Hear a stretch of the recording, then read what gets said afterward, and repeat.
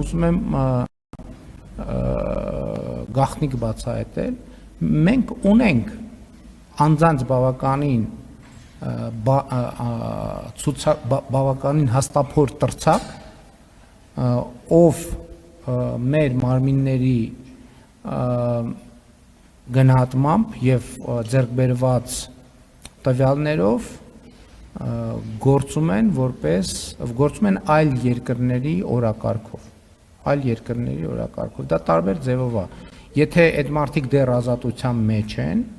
դա նշանակում է, որ իրենք դեռևս այդ լրտեսության գիծը չեն հատել, բայց գործում են այդ տրամաբանության մեջ։ Եվ այն դեպքերում, երբ որ արդեն գծեր կհատվեն, կան, որ շատ մոտիկ են, գծին սենց եզրով քայլում են, երբ որ հատեն կլինի հակազդեցություն, բայց այն, որ այսօր այդ կարգավիճակի մեջ է, ես այդ մարդկանց ցուցակ ունեմ, անուն ազգանունով, կոնտակտներով։